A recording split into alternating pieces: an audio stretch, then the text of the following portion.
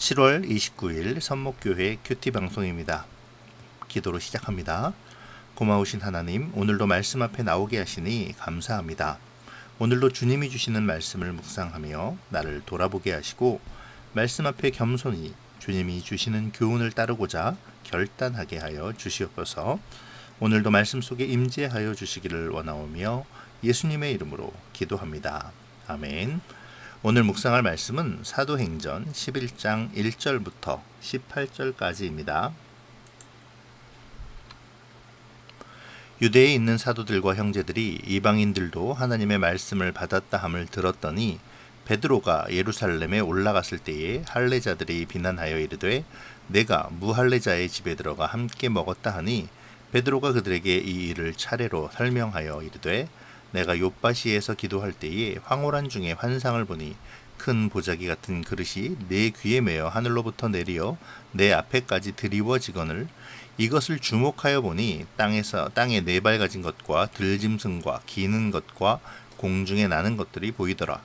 또 들으니 소리 있어 내게 이르되 베드로야 일어나 잡아먹으라 하거늘 내가 이르되 주님 그럴 수 없나이다. 속되거나 깨끗하지 아니한 것은 결코 내 입에 들어간 일이 없나이다 하니 또 하늘로부터 두 번째 소리가 있어 내게 이르되 하나님이 깨끗하게 하신 것을 내가 속되다고 하지 말라 하더라. 이런 일이 3번 있은 후에 모든 것이 다시 하늘로 끌려 올라가더라. 마침 3사람이 내가 유숙한 집 앞에 서 있으니 가이사랴에서 내게로 보낸 사람이라. 성령이 내게 명하사 아무 의심 말고 함께 가라 하시매 이 6 형제도 나와 함께 가서 그 사람의 집에 들어가니 그가 우리에게 말하기를 천사가 내 집에 서서 말하되 내가 사람을 욥바에 보내어 베드로라 하는 시몬을 청하라. 그가 너와 내 온 집이 구원받을 말씀을 내게 이르리라 함을 보았다 하거늘 내가 말을 시작할 때에 성령이 그들에게 임하시기를 처음 우리에게 하신 것과 같이 하는지라. 내가 주의 말씀에 요한은 물로 세례를 베풀었으나 너희는 성령으로 세례를 받으리라 하신 것이 생각났노라.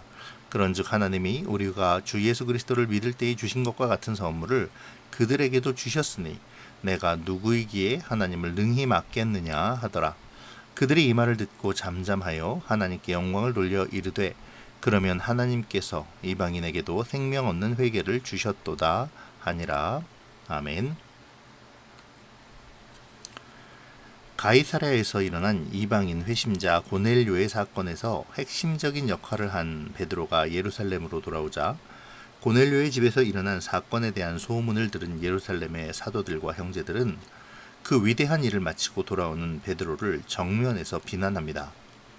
여기서 비난했다라는 말은 단순한 질책이나 이의의 제기가 아니라 적대감을 가지고 정죄의 의도로 비난하고 논쟁하는 것을 말하죠. 여기서 누가는 하나의 아이러니를 말하는데요. 그것은 결국 땅끝을 향하여 진군해 나가야 할 복음의 가장 큰 장애물이 다름 아닌 바로 이 복음을 땅끝까지 가지고 가겠다고 나선 증인들, 바로 그 자신들이었다라는 것이죠. 이러한 일은 우리 주위에서도 비일비재합니다. 교회로 말미암아 교회를 나가지 않는 현실, 교회의 일꾼이라는 그 사람들의 열심으로 말미암아 오히려 상처받고 방해받는 교회의 지체들과 사역들, 우리는 심심치 않게 이러한 일들을 목도합니다. 이렇게 볼 때 이러한 그들의 모습은 비단 그들만의 문제가 아닌 바로 우리들의 문제이기도 함을 알 수 있죠. 이런 맥락에서 우리 스스로를 돌아보고 묵상해 보시면 좋겠습니다. 그들이 베드로를 비난했던 이유는 그가 무할례자의 집, 그러니까 이방인의 집에 가서 식사를 했다는 것이었죠.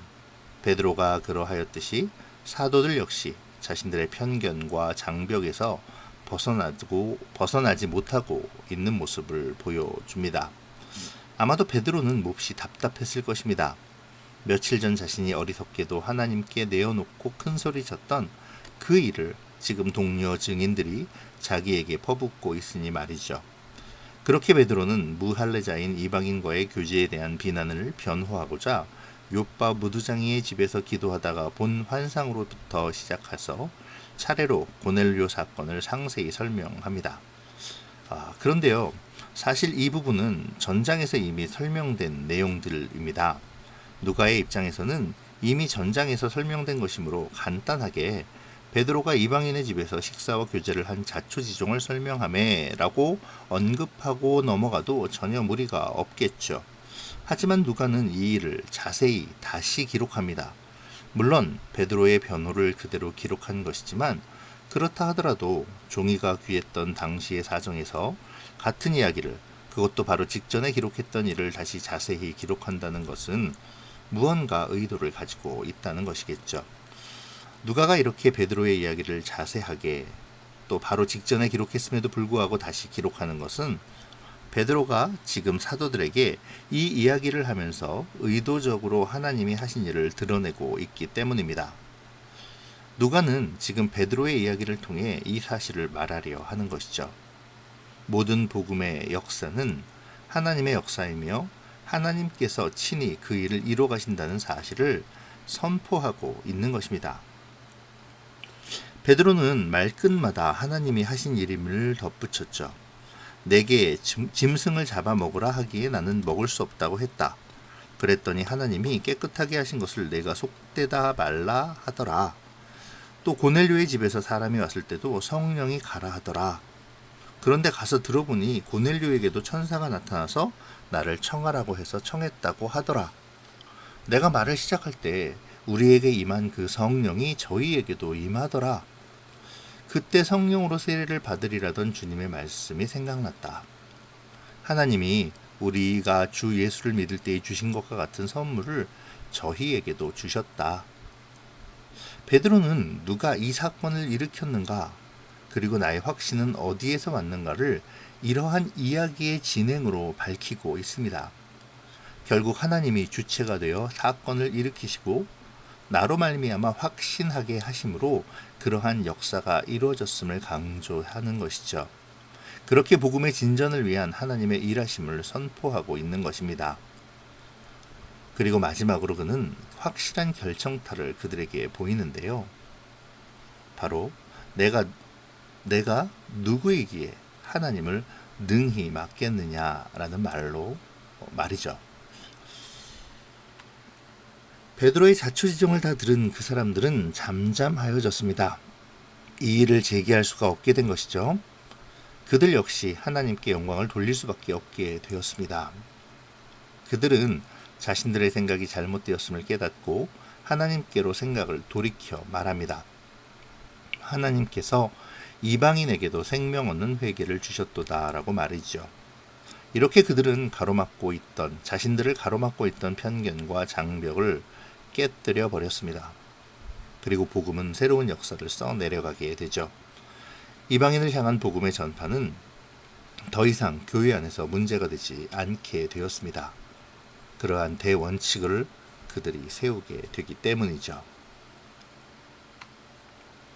오늘 말씀을 묵상하시면서 우리가 깊이 생각할 것이 베드로의 마지막 선언, 내가 누구이기에 하나님을 능히 맡겠느냐 하는 것입니다. 오늘 유대에 있던 사도들과 형제들은 사도 베드로가 돌아오자 노고에 대한 격려와 위로 대신에 비난을 했죠. 그 이유는 베드로가 이방인 고넬료의 집에서 식사와 교제를 했기 때문입니다. 소위 부활하신 주님을 만나고 증인으로서의 사명을 받은 사람들이 오히려 복음의 장애물이 되어 주님께서 원하시는 것을 바라보지 못하고 자신들의 판단으로 정죄하는 모습을 보이고 있는 것입니다. 이러한 모습은 현재를 살아가는 우리들에게서도 자주 나타나는 모습이죠. 내가 원하는 대로 되지 않는다고, 나의 판단에 맞지 않는다고, 나보다 다른 사람이 더 돋보이는 자리에 있다고, 우리는 우리 스스로의 논리와 억지를 가지고 비난하며 분열을 일으킬 때가 있습니다. 주님의 말씀은 다른 것을 말하고 있는데 나의 생각과 판단으로 나의 주장만을 내세울 때도 있죠. 복음이 필요한 사람들에게 오히려 복음의 장애물이 되는 것입니다. 교회의 사명을 감당하는데 걸림돌이 되고 있죠. 혹시 그러한 사람이 바로 나는 아닌지 오늘 내 자신을 돌아보며 묵상해 보시기 바랍니다. 두 번째로 생각해 보실 것은 베드로의 선언에 대한 사도들과 형제들의 반응입니다. 그들은 내가 누구이기에 하나님을 능히 맡겠느냐라는 베드로의 선언에 이와 같이 답하죠. 하나님께서 이방인에게도 생명 얻는 회개를 주셨다고 말입니다. 그들은 처음에는 복음의 걸림돌이었습니다. 그러나 그들은 베드로의 말을 통해 하나님이 하시고자 하는 일을 깨닫게 되었죠. 그리고는 즉시로 돌이켜 하나님의 뜻을 인정합니다. 그들도 사람이기에 잘못을 저지를 수 있었죠. 편견에 사로잡혀 장벽을 세울 수도 있었습니다. 하지만 그들이 지혜롭고도 은혜로운 것은 진리에 대한 열린 마음을 가졌다는 것이죠. 진리가 선포될 때 자신의 잘못을 인정하고 돌이켜 하나님께로 뜻을 맞췄습니다. 이 점을 바라보시면서 우리를 묵상하면 좋겠네요. 하나님의 진리의 말씀 앞에서 나는 나의 판단과 생각을 내려놓고 주님의 뜻에 맞춰 순종할 수 있습니까? 그런 은혜를 달라고 주님께 간구하는 오늘이 되어지기를 소원합니다. 기도하겠습니다. 좋으신 하나님, 오늘도 말씀을 주셔서 말씀으로 나를 비춰보게 하시니 감사합니다. 오늘 말씀을 바라보며 나의 편견과 판단으로 말미암아 복음의 장애물이 되지 않도록 삶과 나를 돌아보게 하시고 진리를 알게 될 때에 돌이켜 하나님의 뜻에 맞출 수 있는 은혜를 허락하여 주시옵소서. 오늘의 삶도 주님의 진리에 맞추어 나의 삶이 수정되어지는 삶이 되기를 원하오며 예수님의 이름으로 기도합니다. 아멘.